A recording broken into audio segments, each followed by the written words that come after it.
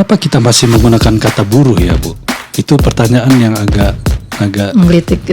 Dari sisi buruh, memang kita kadang-kadang terkesan banyak menuntut gitu ya. Bagi perusahaan itu jelas masalah. Kami ada di 29 provinsi saat ini. 29 di seluruh Indonesia.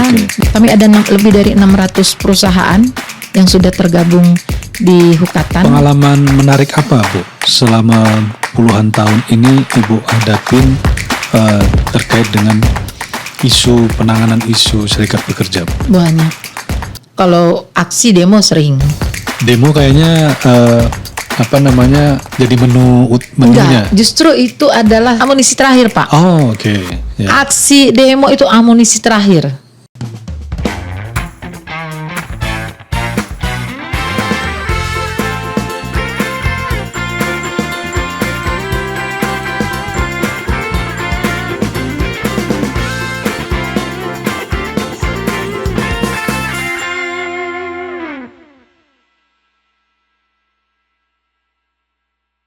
Perubahan besar selalu dimulai dari sekelompok kecil orang yang berani memperjuangkan apa yang benar. Ini adalah perkataan dari Margaret Mead, seorang antropolog dari Amerika Serikat. Sobat Fapa, bertemu kembali dengan saya Roni Wirayuda di Fill the Cup episode kali ini. Saya bersama seorang yang spesial, bersama dengan Bu Nursana Marpaung. Beliau adalah Ketua Umum Federasi Hukatan dari KSBSI. Jadi teman-teman, buat yang baru pertama dengar, Hukatan itu adalah Federasi Kehutanan, Industri Umum, Perkayuan, Pertanian, dan Perkebunan. Nah, jadi kita akan banyak mengulik atau berbincang dengan Ibu Nursana Marpaung terkait dengan serikat pekerja. Nah, serikat pekerja ini menjadi penghalang atau pelindung. Nah, nanti kita akan banyak berdialog dengan beliau. Insight-nya seperti apa? Mungkin teman-teman bisa berasumsi bahwa saya mewakili FAPA, Bu Nursana mewakili serikat pekerja. Jadi nanti dialognya kurang lebih akan seperti itu. Teman-teman, Bu Nursana Marpaung. Ya. Halo Ibu. Halo Pak. Ya, saya terkesima sekali dengan warna lipstiknya ini. Iya, biar cerah gitu ya? Hari ini. Iya, selamat datang. Terima kasih Ibu ya. Jadi Bu Nursana kapan nyampe Indonesia Bu?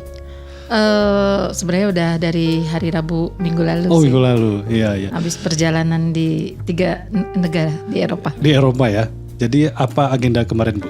Agendanya yang pertama di Den Haag, kita ketemu dengan Menteri Luar Negeri Belanda terkait dengan isu apa saja saat ini yang bisa seperti apa serikat buruh bisa meng-arise isu-isu khususnya di perusahaan-perusahaan besar Belanda ataupun yang mengekspor ke Belanda terkait dengan regulasi terbaru mereka CSDDD, yaitu kepatuhan terhadap ekspor sawit yang masuk ke Eropa. Oh gitu. Terkait dengan hak-hak ketenagakerjaan dan HAM. Oke, nanti kita ke sana. Jadi apa concern dari dunia internasional terhadap isu-isu buruh ya? Nanti mungkin bisa diupdate. Tapi saya mau kembali kita ke basicnya Bu. Sebenarnya serikat pekerja ini merupakan hak apa kewajiban? Serikat pekerja bergabung di dalam serikat pekerja itu kalau diatur dalam regulasi kita di undang-undang kalau tentang serikat pekerja serikat buruh itu dia diatur di dalam undang-undang nomor 21 tahun 2000 bahwa menjadi anggota serikat pekerja itu adalah hak dan kebebasan bagi semua orang yang ada di bekerja di perusahaan. Ya kalau kita bilang yang bekerja di perusahaan selama ini orang hanya berpikirkan yang bekerja hanya di tingkatan produksi segala macam, padahal kategori pekerja itu semua penerima upah. Ya. Dan diatur juga di dalam Undang-Undang 13 tahun 2003 tentang ketenagakerjaan. Tentang ketenagakerjaan hubungan di sana. Ya, saya mau nanya begini. Jadi adalah hak bagi pekerja untuk berserikat. Iya. Sebaliknya juga kalau mereka tidak mau berserikat itu juga ya nggak apa-apa. hak juga. Hak juga. Iya. Kurang lebih basicnya begitu ya Bu Iya, ya. betul. Baik. Bagi banyak perusahaan ini kan isunya dari teman-teman pekerja. Saya kembali dulu ke sini Bu. Kenapa kita masih menggunakan kata buruh ya Bu? Itu pertanyaan yang agak menggelitik ya. Padahal buruh itu identik dengan ya kita kayak terjajah sekali nih. Apa nggak pernah ada dari konfederasi mengubah nomenklatur yang begini-begini Bu? Itu pertanyaan selingannya. Oke, dijelasin ya. Iya. Jadi labor itu kalau di internasional sendiri tidak mengenal pekerja. Jadi kalau labor itu justru itu istilah dari internasional. Jadi ILO, International Labour Organization. Betul. Ya. Di internasional juga mereka tidak menyebut pekerja karena kata dasarnya labor. Nah kalau labor itu karena ini adalah istilah internasional. Justru kita yang memakai pekerja. Nah ini kan istilah bahasa ya KPBI kita Indonesia. Dan kalau dari Kementerian Tenaga Kerja dia sekarang merubahnya tenaga kerja lagi. Jadi memang kita istilah ini sebenarnya tidak harus menjadi sesuatu yang perlu diperdebatkan karena memang kalau kita bicara labor itu atau buruh itu sebenarnya bahasa yang dipakai di internasional. Ya, jadi mungkin ini masalah rasa saya aja sih. Iya, nggak apa-apa. Ada buruh, ada pekerja, tapi secara utuh itu di internasional mengenal hanya labor saja. Labor.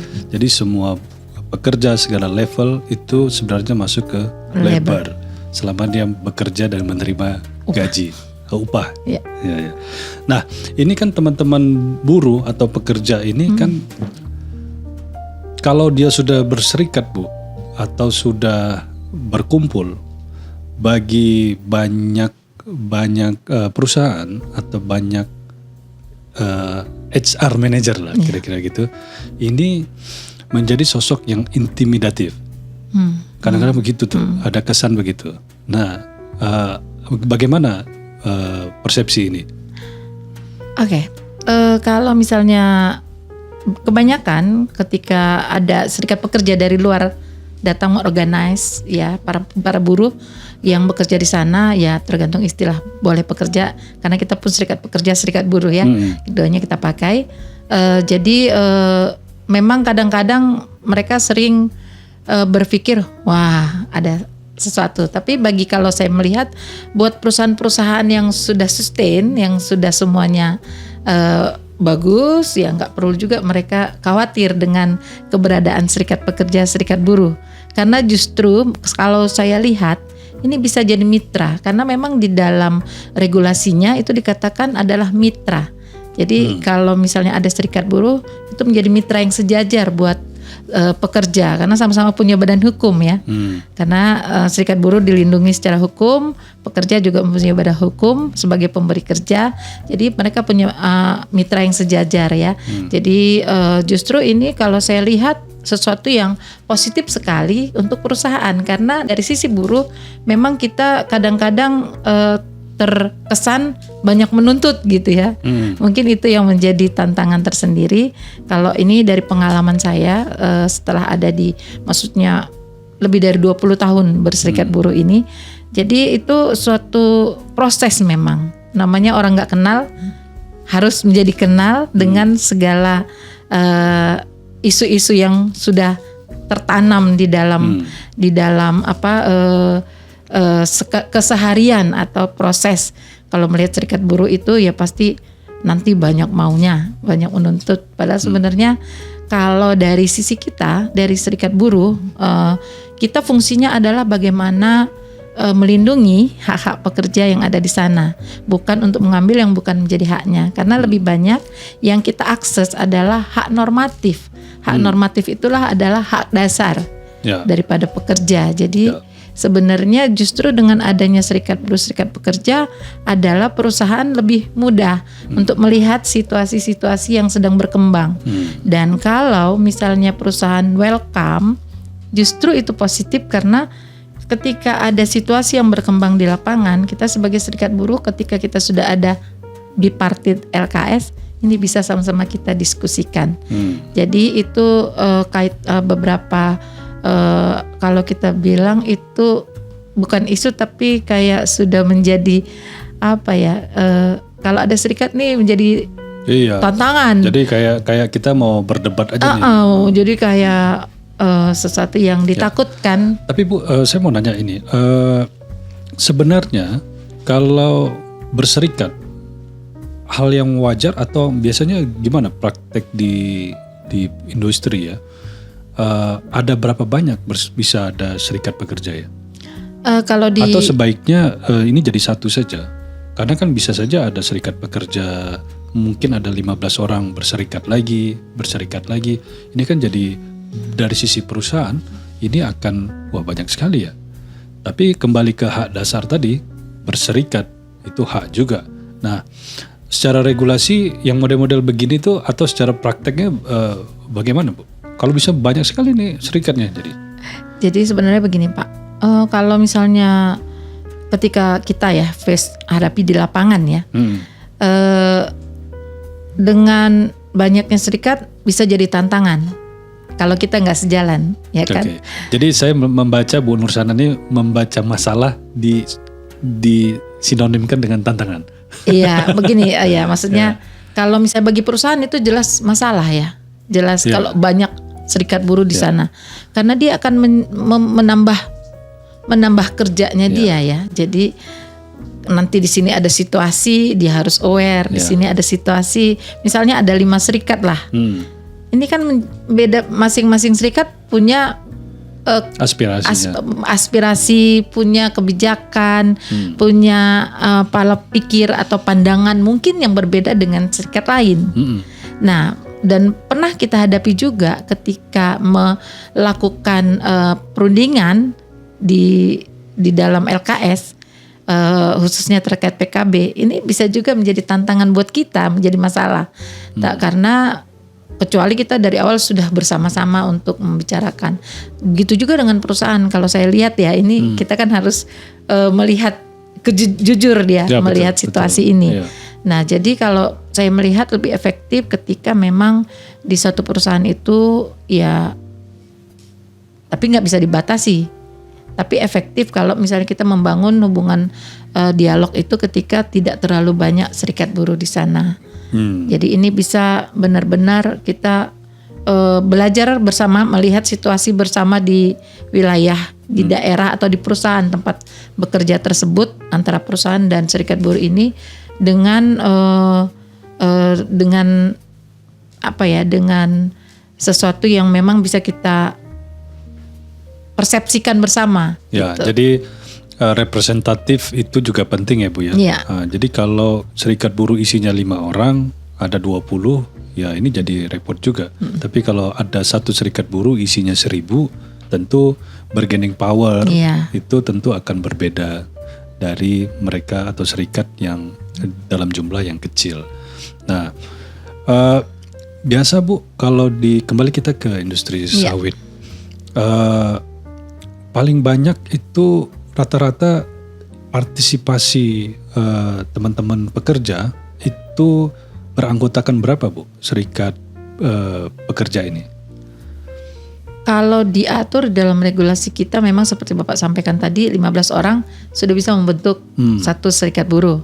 Tapi kalau misalnya kita melihat ini masih lemah karena representatif itu adalah power tadi ya. Kita selalu katakan juga kepada anggota, representasimu itu adalah power untuk kau melakukan dialog, bisa melakukan win-win dengan perusahaan. Jadi memang kalau kita melihat bahwa kita harus kalau kita ya khususnya Hukatan, kita mendorong sebanyak mungkin, bahkan seluruh itu harus jadi anggota agar kita bisa punya power tadi ya. Bisa punya bargaining posisi gitulah. KSBSI ini atau Konfederasi Serikat Buruh Seluruh Indonesia, khususnya kepada industri Hukatan tadi, kalau di sawit bisa ada persentase nggak Bu? Atau dari UKATAN ini sudah ada berapa? Oke. Mungkin saya kenalkan ya. UKATAN tadi udah diperkenalkan sama Bapak. Tapi kami ada di 29 provinsi saat ini. 29. Di seluruh Indonesia. Oke. Dan yang paling kuat dari semua anggota kami adalah di kelapa sawit. Kalau kami melihat bahwa dari semua perusahaan yang kami ada lebih dari 600 perusahaan yang sudah tergabung di Hukatan. Oke. Keanggotaannya di 120.000 anggota Aktif. Iya di semua industri ya, nggak hanya kelapa sawit. Oke. Nah kalau di kelapa sawit itu kita 40% sampai 50% itu kelapa sawit. Dari 120.000. Oke. Kita 60 sampai 65.000 itu anggota di kelapa sawit. Karena kalau kita bisa lihat misalnya di Kalimantan Timur di satu kabupaten aja udah 20.000 anggota gitu ya. Karena kita mengupayakan bagaimana mereka kuat secara power bargaining mereka untuk bisa berbicara dengan pihak perusahaan. Ya, mendorong teman-teman di lapangan pekerja untuk berserikat dan mengadvokasi isu-isu yang menjadi hak-hak normatif tadi ya Bu. Nah, biasanya let's say kita ambil industri sawit di Kalimantan atau di Sumatera, itu apa isu-isu yang sering menjadi isu sentral atau isu yang sering menjadi bargaining dengan perusahaan? Oke. Isu apa aja Bu? Boleh jujur aja Bu. Iya memang harus jujur ya. Jadi kita yang kita hadapi, saya di Hukatan ini sudah 20-an tahun ya. Jadi kadang-kadang saya juga cukup kenapa nggak selesai-selesai gitu. Padahal ini udah puluhan tahun gitu ya. Jadi isu yang bahkan hasil riset-riset juga yang paling besar adalah yang pertama itu adalah terkait dengan upah. Ini termasuk juga isu yang sampai saat ini masih dan juga kontrak kerjanya. Oke, satu kita batasin masalah terkait upah. Oke, upah itu apanya Bu? Kalau upah ini kita melihat bagaimana banyak masih terkait dan kontraknya ya, karena kan upah ini berkaitan dengan kontrak. Misalnya BHL, ya dia pastikan upahnya jauh lebih rendah. Terus misalnya juga upah yang kalau kita bicara di kelapa sawit, kalau untuk industrinya atau PKS itu nggak usah diragukan, pasti semua sudah bagus ya, karena memang jelas ada di sana ada WKWI-nya, ada lembur segala macam terhitung. Untuk yang bekerja di PKS, pabrik. Karena skopnya relatif terbatas dan strukturnya jadi jelas. Oke. Dan kalau bicara di perkebunannya, inilah yang menjadi tantangan karena ini yang sering sekali kita hadapi, banyak permasalahan terkait akses upahnya gitu ya. Bagaimana sistem pengupahan itu harus punya, kan kita juga minta contohnya untuk pemanen harus clear juga itu ya. Misalnya dari seperti apa upahnya yang clear, seperti apa ada potongan-potongan mekanismenya ya, itu kalau boleh. Hitungan basisnya seperti apa, preminya seperti apa, transparansinya. Tapi kalau dari sisi besaran masih jadi isu yang sensitif nggak Bu? Kalau besaran kan kita mengacu kepada upah minimum. Iya, upah minimum itu menjadi acuan memang kan. Kalau misalnya, kalaupun upah minimum itu kan seharusnya bagi pekerja lajang yang bekerja di bawah 12 bulan. Di atas itu nggak boleh diberlakukan upah minimum. Sebentar, ini upah minimum itu hanya berlaku bagi pekerja lajang di bawah 12 bulan. Iya. Tapi kalau dia sudah berkeluarga atau lajang tapi lebih dari 12 bulan, itu dianjurkan atau wajib untuk di atas upah minimum? Harus, karena ke dalam undang ada namanya Permenaker tentang susu, struktur skala upah Pak. Oke. Susu struktur skala upah. Iya. Saya tadi udah mikir ke susu. Nanti Oke. programnya yang terbaru ini. Oh, iya, oke. Nggak, struktur skala upah itu sebenarnya sudah lama harus dilakukan oleh perusahaan dalam pemberlakuan di atas 1 tahun, pekerja yang bekerja di atas 1 tahun. Nah, di sana jelas sekali seperti apa pembagian, seperti apa penghitungan di struktur skala upahnya. Gitu. Jadi memang ini yang belum juga berjalan di industri. Ya, saya mau sedikit makronya general. Jadi belum berjalan ini kalau Ibu melihat di industri sawit itu kalau bisa dipersentasekan berapa persen, Bu, perusahaan yang sudah patuh dan yang masih apa namanya, masih ada perdebatan di situ. Kalau misalnya kita isi dulu persentase ya Pak, tentunya kan saya hanya perusahaan-perusahaan yang menjadi anggota Hukatan. Tentunya. Iya. Kalau misalnya melihat masih sedikit lah ya. Kalau persentase masih di bawah 20% lah yang comply terhadap susu tersebut. Oke. Ya, kalau struktur skala upah terlalu panjang ya. Betul ya. Iya. Tapi meskipun maksud saya begini, terkadang perusahaan dia menerapkan minimum upah sudah sesuai dengan ketentuan. Terkait dengan tadi yang lajang apa segala semua, sebenarnya ada premi-premi yang mereka sebenarnya kalau mereka rajin bekerja mencapai target itu tentu jauh di atas upah minimum. Nah, dari sisi besaran upah tidak begitu sensitif ya Bu, tapi lebih kepada mekanisme transparansi pembayaran tadi ya. Iya, mekanisme dan masing-masing perusahaan kadang-kadang memiliki kebijakan yang berbeda. Nah, ini juga kan jadi tidak, kalau misalnya kita di perusahaan yang misalnya kita jelas dasar penghitungan upahnya kayak pabrik kan, Ya. jelas karena kan kita hitungan itu berdasarkan hasil, satuan hasil atau satuan waktu. Oke. Nah, kalau kita pakai satuan waktu di luar dari waktu kerja itu namanya upah lembur. Oke. Dan dapat dihitungkan secara clear. Ada formulanya. Ada formulanya. Betul. Nah, kalau kita bicara di perkebunan, nah ini kan dia kombinasi antara dia pakai juga satuan hasil seperti tadi basis. Oke. Dia juga pakai satuan waktu. Oke. Benar kan Pak? Saya maksudnya prakteknya Ya, praktek selama secara ini. umum begitu. Iya. Ya. Nah, jadi ini juga menjadi perdebatan dari teman-teman juga ya. Ya. Jadi maksudnya permasalahannya ada di mana? Permasalahannya adalah bukan permasalahan gitu Oke, ya. iya. Tantangan ada di Jadi tantangannya adalah bagaimana mensinkronisasikan bahwa kalau misalnya kita satuan hasil, misalnya ada orang, saya pernah mengalami juga di salah satu perusahaan, dia buat satuan hasil. Jadi ketika orang itu memang bisa menghasilkan target yang ditargetkan dan bahkan dia dengan waktu kerja yang sangat singkat, dia bisa menghasilkan target sesuai dan gajinya jauh lebih banyak dari teman-temannya karena dia bisa menurunkan, dia pemanen, dia bisa menurunkan lebih dari target itu dengan jauh, waktu yang lebih dengan cepat. waktu yang lebih cepat. Oke. Dan itu?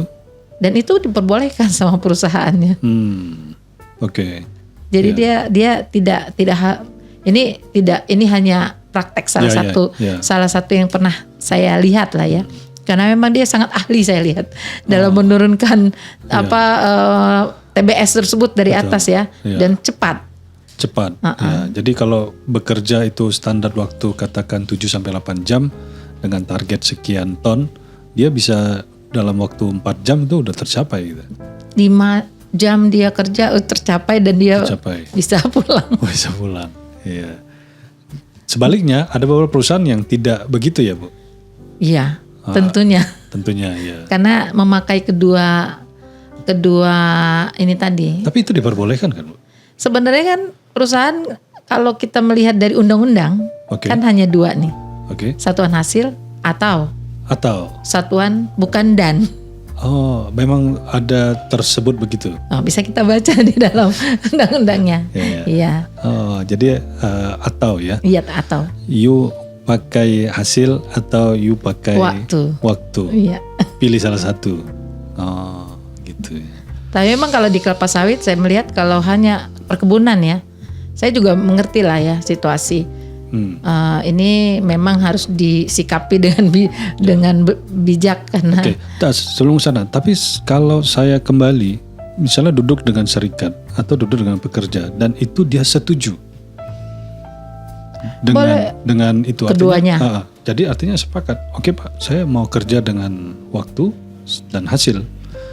Kalau waktu hasilmu itu bisa lebih, katakan tadi misalnya si pemanen tadi dengan 5 jam dia dapat tonase katakanlah 5 ton lah misalnya. Bayangkan kalau dia bekerja 7 atau 8 jam, dia bisa lebih. Everybody wins. Iya. Ya kan? Semuanya senang, dia pun dapat premi yang lebih bagus gitu loh, Bu. Nah, kalau bingkainya adalah sepakat bersama. Nah, kalau di dalam ini kan perdata ya. Oke. Maksudnya kesepakatan bersama itu jauh lebih tinggi. Makanya PKB itu hukumnya lebih di atas regulasi ya. Jadi ya, karena sudah sepakat ya. Kesepakatan itu adalah jauh lebih tinggi daripada undang-undang. Karena undang-undang tinggi sekali. Makanya PKB itu adalah undang-undang yang digunakan di perusahaan. Atau kadang-kadang ketika kita melakukan bipartit, LKS bipartit maupun bipartit dengan perusahaan, selalu kita ada penandatanganan PB. Ya. Perjanjian bersama. Betul. Asalkan itu menjadi keputusan bersama, ya why not gitu. Ya. Saya tertarik begini, Bu. Misalnya serikat buruh itu yang berunding sama perusahaan untuk menghasilkan PB tadi, ternyata ada pekerja yang nggak masuk serikat situ. Nah, terus dia protes, saya nggak setuju tuh kemarin begitu. Nah, begini-begini tuh sering terjadi nggak, Bu? Kalau kami melihat ya praktek yang selama ini kami lakukan, karena kita kan perwakilan serikat buruh itu perwakilan dari pekerja. Kalau ada misalnya dia nggak masuk serikat gitu ya, karena biasanya ketika sebelum kita masuk negosiasi atau bipartit atau berunding di LKS bipartit, kita kan udah diskusi dengan tim. Nah itulah yang dibawa ke meja. Nah jika ada misalnya 1, 2, 3 suara yang mengatakan saya nggak setuju tuh, ya. Udah selesai iya, sebelumnya. Sudah selesai. Ya, oke. Tadi terkait saya mau mengulik lagi terkait tadi isu-isu sentral yang ada di perkebunan. Tadi masalah mekanisme dan transparansi pembayaran upah. Yang kedua apa, Bu? Yang kedua kerap kali memang yang menjadi tantangan itu adalah yang minus lah ya kita bilang. Kalau karena nggak semuanya melakukan ini kan. Yang masih minus itu adalah terkait dengan jaminan sosial. Oke. Nah, jadi kalau jaminan sosial ini seharusnya kan di dalam undang-undang perlindungan sosial itu kan semua pekerja wajib. Oke. Yang bekerja di perusahaan wajib ya didaftarkan di BPJS Ketenagakerjaan gitu ya. Jadi ini sering menjadi temuan kita bahwa banyak BHL lah tentunya ya. Kalau dia karyawan tetap kan udah otomatis biasanya didaftarkan. Ada BHL yang masih belum didaftarkan. Padahal kalau saya melihat ini kerugian juga buat perusahaan ketika terjadi kecelakaan kerja. Betul. Dan hal-hal yang tidak kita inginkan buat termasuk klaim kesehatan. Iya, buat si pekerja ini. Tapi biasanya kenapa ini dari sisi perusahaan yang banyak juga kita temukan bahwa sebenarnya bukan tidak mau mendaftarkan, tetapi syarat untuk mendaftarkan itu kadang-kadang tidak memenuhi dari sisi pekerja. Seperti tidak adanya KTP, kartu keluarga, tidak lengkap, atau yang begitu-begitu. Nah, kayak gini banyak juga nggak, Bu, di tempat-tempat lain? Ya, kami juga mengalami ya. Di beberapa wilayah kita mengalami. Dan beberapa kali pertemuan dengan dari Kemenaker terkait hal ini udah kita diskusikan memang. Karena banyak terjadi ini kendala sebagian besar memang dari pekerja juga banyak ada kelemahan. Ketika mereka pergi, kadang mereka tidak membawa identitas. Betul. Atau dia datang ke misalnya bekerja ke perusahaan tersebut berdasarkan akad antar kerja antar daerah itu, angkatan kerja antar daerah. Ketika dia mengalami tantangan, dia pergi sementara identitasnya ditinggalkan di tempat yang awal. Nah, lalu kami di salah satu perusahaan melakukan praktek baik juga, memfasilitasi para pekerja tersebut dengan mendatangkan dukcapil. Betul. Karena kalau dia harus pulang, itu saya yang maksudnya saya diskusi dengan POK dan juga kebetulan kawan-kawan di sana juga sebagian besar adalah di staff ya. Kalau mereka harus pulang, berapa biaya yang harus dikeluarkan oleh perusahaan? Ya, jadi waktu kerjanya juga akan berkurang. Ya. Jadi produktivitas terganggu.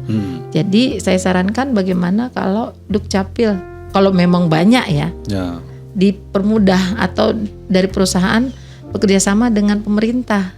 Bagaimana memfasilitasi mereka untuk identitas tersebut. Ya.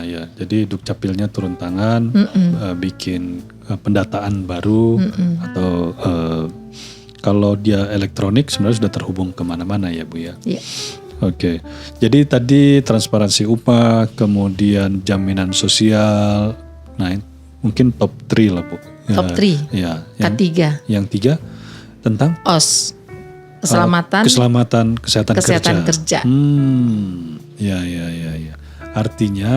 Artinya gimana maksudnya? Artinya, maksudnya situasi yang kerap kali terjadi memang baik dari kita kan ini baik dari pemberi kerja dan juga pekerja memang ada kelemahan. Mungkin dari sisi pemberi kerja ada memang nggak difasilitasi, ada juga yang memfasilitasi tapi terbatas. Betul. Iya. Sementara kadang-kadang dari kita juga terkait dengan akses untuk mendapatkannya dan juga terkait juga dengan kesadaran untuk mengenakannya. Betul. Nah, kepatuhannya. Jadi kedua hal ini kan menjadi hal yang perlu kita sikapi bersama. Kalau bagian kami adalah bagaimana rekan-rekan pekerja ini ketika diberikan APD atau terkait juga kondisi kerjanya. Ya, kalau bicara kesehatan keselamatan kerja ini tidak hanya sebatas APD, apron dan lain-lain, tapi bagaimana kondisi kerjanya, bagaimana tempat kerja yang mendukung. Nah, karena di dalam aturan K3 itu sendiri, ketika tempat kerja tersebut berbahaya, pekerja juga boleh mengajukan kalau nggak diperbaiki sarana prasarana kondisi berhak untuk menolak gitu, tidak bekerja karena itu membahayakan.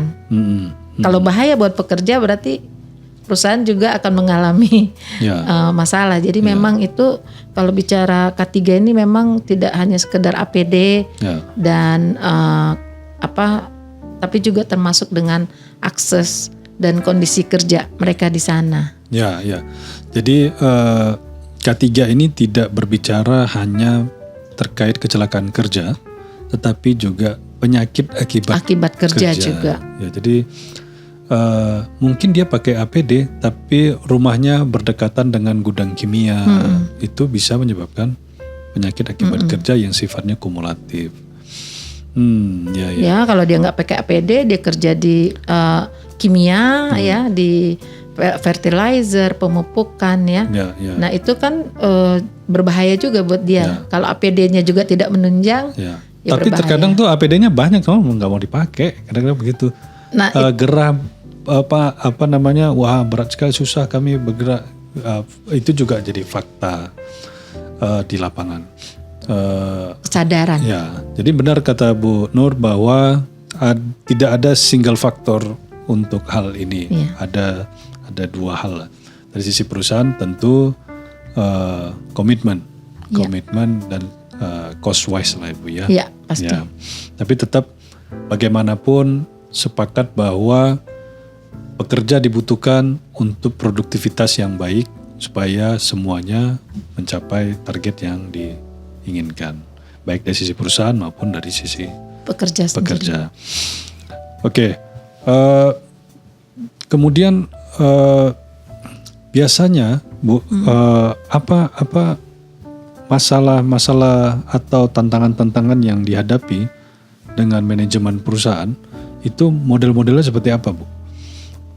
Nah, kalau ini kadang memang Tadi kan kita banyak dari sisi pekerjaannya kan. iya. Ini sekarang dari sisi perusahaannya.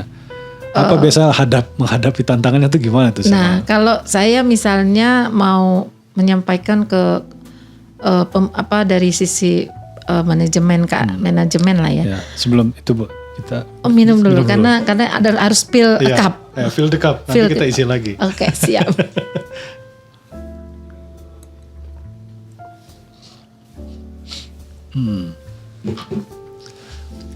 Oke. Jadi kalau bicara tentang itu Pak, memang ini tantangan buat kami. Karena makanya saya bilang tadi sudah 20-an tahun harusnya itu sudah nggak ada lagi isu-isu yang berkaitan dengan perselisihan antara manajemen dan serikat.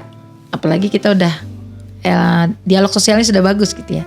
Jadi kadangkala pekerja ini kan manusia, kita tidak berhadapan dengan robot. Jadi memang perlu memperlakukan mereka juga seperti kita memperlakukan memang manusia gitu ya. Jadi tidak ada memang bekerja itu ya, contoh nih kita ya. Kalau kita mau orang yang kerja di rumah kita itu bagus gitu, berarti kan kita harus memperlakukan dia secara layak. Betul. Bagus, Ya. berkomunikasi, ya nggak kita anggap yang harus nggak perlu berbicara bagus. Justru kita sekarang harus berbicara lebih bagus dengan mereka supaya mereka nggak pergi. Ya, dan susah cari mereka. Susah cari mereka gitu. Betul. Jadi emang itu harus bagian dari aset yang harus dipertahankan sebenarnya. Ya, poinnya Ibu mau mengatakan bahwa ada hambatan komunikasi. Terus yang kedua adalah ada regulasi yang memang harus dibuat dari atas, karena saya lihat kalau saya dengan kawan-kawan di pusat ini ya, itu kan semua aturan bagus. Ya. Bahkan perusahaan-perusahaan yang sudah lebih besar punya NDPA yang bagus. Oke. Ya, regulasi yang bagus, aturan yang bagus, kebijakan bagus. Nah, ketika itu diturunkan ke bawah, itu yang benar-benar harus dijalankan. Karena kita tahu bahwa manajemen di tingkat perusahaan, HR atau manajemen atau lainnya itu kan yang berubah-berubah. Oke. Jangan karena kami selalu menghadapi ketika kita sudah bagus dengan HR di sebelumnya, Ya, atau personal HR manager atau siapa yang berhubungan industrial. dengan hubungan industrial, nanti ketika berubah kita kayak di pom bensin Pak. Mulai dari nol ya Bu. Kita kan cost lagi. Karena orangnya berubah. Yang tadi udah resign. Iya. Harusnya kan ini tidak bicara tentang how personalnya. Ya. Tapi bagaimana regulasi dari perusahaan itu, kebijakan itu yang harus dilakukan dia. Ya. Sehingga tidak terjadi lagi nanti dari serikat atau dari perwakilan buruh mengalami bentrok lagi Pak. Iya. Ketika yang baru datang bilang itu kan yang kemarin. Iya. Nah ini sering sekali menjadi effort lagi buat kita. Yang pertama effort lagi untuk mengulang buat dialog. Pendekatan. Yang kedua buat perusahaan, ketika kita nggak bisa berdialog dengan bagus, akan menimbulkan nanti misalnya chaos atau aksi atau apapun. Dan kita melakukan dialog itu kan untuk meminimalisir konflik, supaya juga produktivitas dari pekerja lebih baik ya. Mungkin ini mungkin saran, itulah pentingnya dokumentasi ya Bu ya. Jadi dokumentasi dari sisi teman-teman serikat, dokumentasi dari sisi perusahaan bahwa dulu pernah ada perjanjian, dokumentasi foto-foto apa segala semua. Jadi sebisa mungkin tidak mengulang lagi dari nol ya, repot juga begitu. Pengalaman menarik apa Bu selama puluhan tahun ini Ibu hadapin terkait dengan penanganan isu serikat pekerja? Pernah ada sampai bagaimana Bu? Banyak. Kalau aksi demo sering. Demo kayaknya jadi menunya. Enggak, justru itu adalah kalau kita bicara orang perang, itu amunisi terakhir, Pak. Oh, oke. Ya. Aksi demo itu amunisi terakhir. Ya. Ketika banyak hal dilakukan tidak dipenuhi, kita kan ada jenjang. Misalnya kalau ketika di perusahaan itu kan seharusnya ada LKS bipartit. LKS bipartit ini adalah suatu wadah buat pemberi kerja dan serikat buruh atau perwakilan pekerja melakukan rapat rutin, dan itu secara diatur oleh regulasi. LKS bipartit karena lembaga kerjasama bipartit. Bipartit itu berarti dua belah pihak. Nanti ada tripartit juga. Kalau kita ada situasi ketika tidak selesai di bipartit ini, itu akan dibawa ke tri yang melibatkan pemerintah di dalamnya. Ya, lebih ribet lagi. Iya.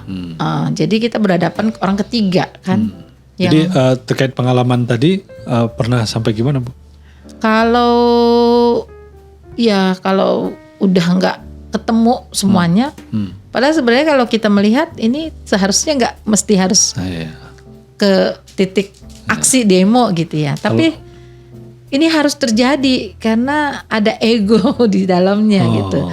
Tapi kalau kita misalnya menarik ketika misalnya mereka sudah mau aksi pun, saya kadang-kadang ada teman-teman, ada kawan-kawan misalnya di beberapa perusahaan, ketika saya bilang, tolong Pak, berikan waktu mereka untuk komunikasi. Kadang-kadang HR ini juga nggak mau menurunkan ininya dia ya. Tensinya ya. Jadi kalau dua-duanya keras kan susah. Tentunya saya akan mempengaruhi di pihak saya, kawan-kawan di pengurus, dan ketika itu misalnya akhirnya ketika itu terjadi tidak jadi demo. Karena akhirnya bertemu. Tapi ada yang menarik juga.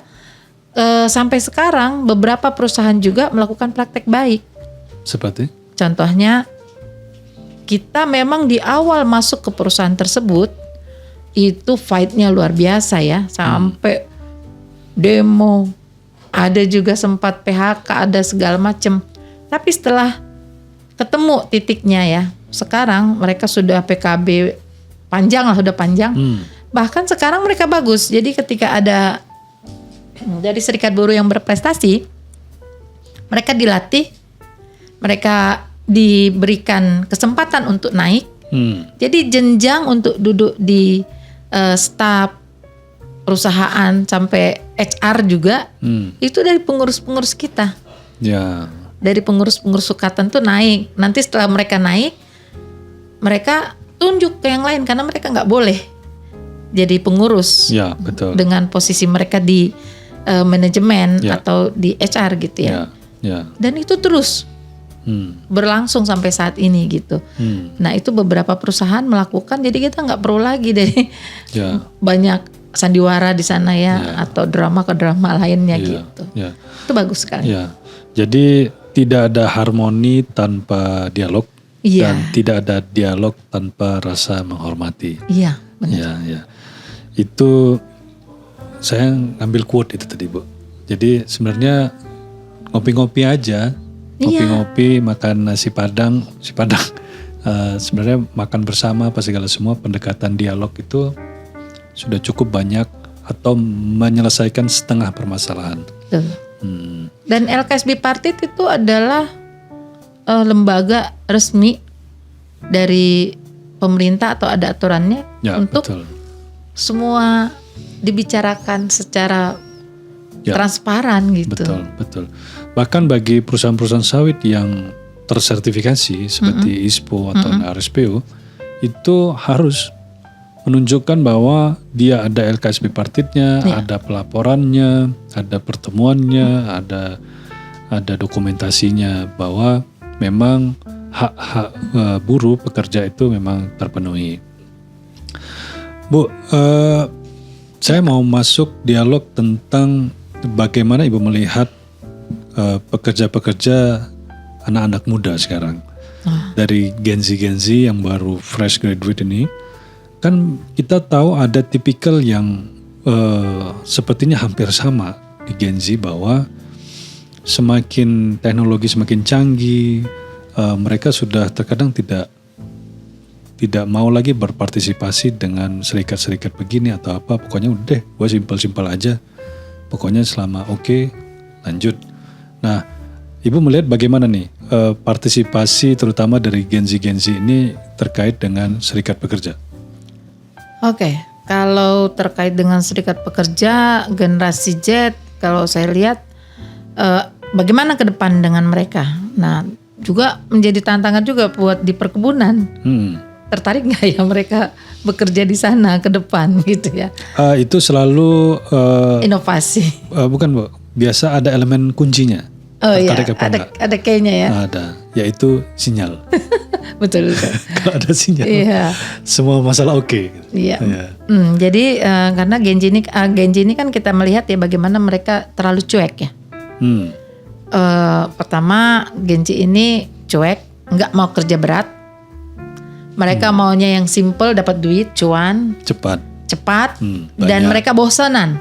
Oh iya. Mereka juga pasti akan lebih cepat untuk berganti pekerjaan. Ketika mereka misalnya ini kayaknya udah bosan gitu ya. Dan sering galau gitu ya. Oh iya. Dikit-dikit itu betul. Galau. Ya. Jadi kalau saran saya memang karena menjadi ketika dia misalnya punya hubungan kerja, masuk di hubungan industrial, bagaimanapun mungkin dia perlu juga mengenal tentang hak-haknya sebagai pekerja. Jadi bicara serikat buruh serikat pekerja itu bukan hanya bicara dia yang sudah bergabung, tapi bagaimana setiap orang memahami hak-haknya untuk dilindungi. Karena fungsi serikat buruh serikat pekerja sesuai dengan di regulasinya adalah bagaimana dia dalam bekerja hak dilindungi dalam hubungan industrialnya gitu. Jadi dia harus punya kesadaran bahwa penting adanya satu forum yang itu menjadi forum komunikasi untuk melindungi hak-hak pekerja mereka, termasuk dirinya. Iya. Jadi nggak bisa cuek juga ya Bu. Nggak boleh. Meskipun memang banyak tuh cuek. Banyak. Dan itu tadi tuh jumpingnya itu Bu. Iya. Jadi baru 6 bulan, setahun, rasa bosan itu ya kan. Apalagi ini tantangan juga bagi industri perkebunan yang tidak ada atau sedikit sekali kebun kota ya. Yeah. Kebun kota itu berarti dekat sekali dengan kota, tapi banyak itu kita yang di remote. Ini jadi tantangan lah. Tapi banyak juga perusahaan-perusahaan yang sudah aware terhadap hal ini, memperbaiki fasilitas-fasilitasnya termasuk penyediaan layanan internet dan membuat kebun itu menjadi nyaman dan senyaman mungkin.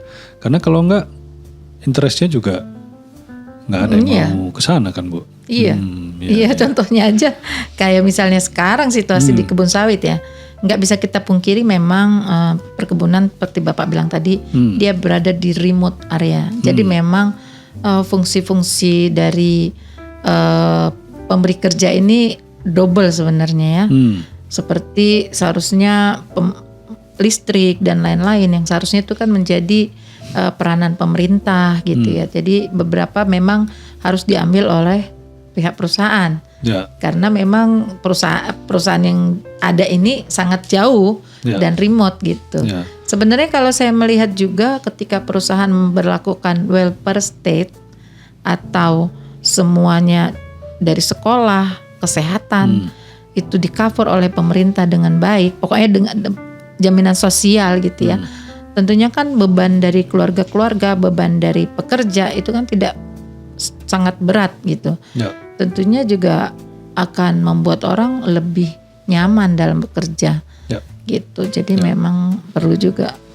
Ya, tapi buat teman-teman Gen Z bahwa bekerja di kebun itu bukan hanya kita banyak menabung, karena sebagian besar fasilitas itu di cover sama perusahaan, tapi juga bisa nggak kena macet, nggak ada polusinya, Ibu ya. Nah, jadi berdekatan dengan alam.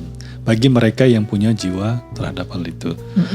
Baik Bu, saya teringat tadi di awal kita buka Ibu dari Eropa. terutama tadi ada ke Belanda ya Bu, Parlemen Belanda. Emang kalau di dunia internasional apa isu sentral sekarang yang sedang didiskusikan atau menjadi concern dari internasional terkait buruh? Oke, karena ini lebih kepada sebenarnya kalau bicara saat ini bicara mereka itu kan sebelum-sebelumnya sudah ada HREDD terkait environmental ya. Oke, ya. Terkait itu sebenarnya sudah berapa tahun terakhir ya. REDD, Indonesia ya. harus melakukannya 2025 ya. Berarti tahun depan harus sudah mulai memberlakukan. Maksudnya dari aturan-aturan tersebut ya. Nah, sekarang keluar lagi regulasi mereka terkait CS Triple D ya untuk corporate. Oke. CS Triple D. Due diligence human right, due diligence-nya. Oke. Ya, jadi ini bagaimana perusahaan-perusahaan yang akan mengekspor ke Europe itu nantinya akan ada dicek ketelusurannya. Ketelusuran apa tuh? Ketelusuran itu rantai pasok.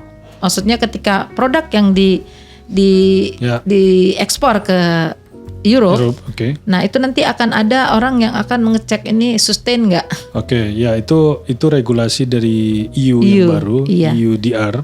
Iya. Jadi EU tentang meregulasi tentang deforestasi. Iya, deforestasi. Sekarang ada lagi CS Triple D. Itu tadi. Corporate sistemnya itu tentang human right, due diligence. Oh, mereka men-trace itu juga. Iya. Oke. Jadi itu sesuatu yang baru. Kita nggak hanya di Belanda, jadi tapi juga ke pembuat regulasinya ya di Brussels, karena di Brussels itu memang tempat produk-produk hukum, aturan-aturan Eropa dibuat ya di Belgia. Jadi kita juga ketemu dengan DPR mereka di sana lah. Jadi mereka lagi merancang satu peraturan bahwa komoditas yang khususnya sawit yang diekspor ke Eropa harus bebas dari human right violation pelanggaran terhadap termasuk kerja paksa di sana, pelanggaran terhadap ketenaga kerjaan, pekerjaan anak, terkait isu-isu itulah, gendernya. Baik Bu Nur, tidak terasa banyak sekali yang kita obrolin. Terima kasih sekali atas kehadiran dan insight-nya, informasi-informasinya. Lagi bahwa teman-teman tidak ada yang tidak bisa selesai ketika ada niat baik dan ada kemauan untuk berdialog secara positif sehingga masalah itu bisa kita selesaikan. Terakhir Bu Nur, apa harapan Ibu khususnya terkait serikat pekerja dan juga kepada industri sawit ini seperti apa terkait nanti relevansinya dengan peran pemerintah? Apa harapan Ibu ke depan? Kalau saya melihat industri sawit ini sudah ratusan tahun ya. Betul. Di Indonesia. Harusnya sudah punya regulasi yang sustain. Tentunya kalau kita bicara dialog sosial, ini satu yang juga harus ada dialog yang menghasilkan keberlanjutan juga buat perusahaan maupun pekerja di sana, peningkatan hak dan lainnya. Jadi kalau saya lihat satu kelapa sawit, pohon kelapa sawit tersebut ya, itu usianya 25 tahun. Tapi kalau misalnya, tentunya saya melihat harusnya kesejahteraannya berimbang. Di bawahnya itu kepada semua orang yang di dalamnya, ya harus sustain pohon kelapa sawit tersebut. Nah, jadi harapannya adalah bagaimana kepatuhan dari pihak perusahaan, baik itu secara sukarela maupun penghormatan terhadap hak-hak manusia. Nah, itu bisa lebih baik lagi dan lebih menghormati dialog LKSB Party tersebut, menjadikan itu menjadi suatu tempat di mana bisa semua situasi terkait hubungan ketenaga kerjaannya, karena itu hanya untuk ketenaga kerjaan, itu bisa dibicarakan dan diselesaikan dengan baik. Kalau dari pihak pekerja atau buruh, saya sebagai serikat pekerja serikat buruh, yang pertama kepada perusahaan, don't ever afraid, jangan takut. Oke, jangan takut. Iya, Oke. karena kita tidak pernah meminta sesuatu yang di atas normatif. Ketika itu sudah normatif, ya harusnya menjadi kewajiban. Oke. Di atas normatif itu menjadi dialog. Seharusnya. Nah, jadi kalau dari serikat pekerja memang saya juga terus mendorong bagaimana kawan-kawan bisa lebih meningkatkan kapasitas mereka dalam melakukan dialog-dialog yang lebih efektif, lebih baik, agar tidak terjadi salah paham ketika melakukan dialog dengan pihak perusahaan. Dan sering-sering ngopi bersama. Kalau terbuka silahkan ngopi bersama. Baik, terima kasih Bu Nur. Sekali lagi kasih. terima kasih atas kehadirannya di Feel the Cup. Teman-teman, sampai jumpa di episode yang akan datang. Terima kasih Pak.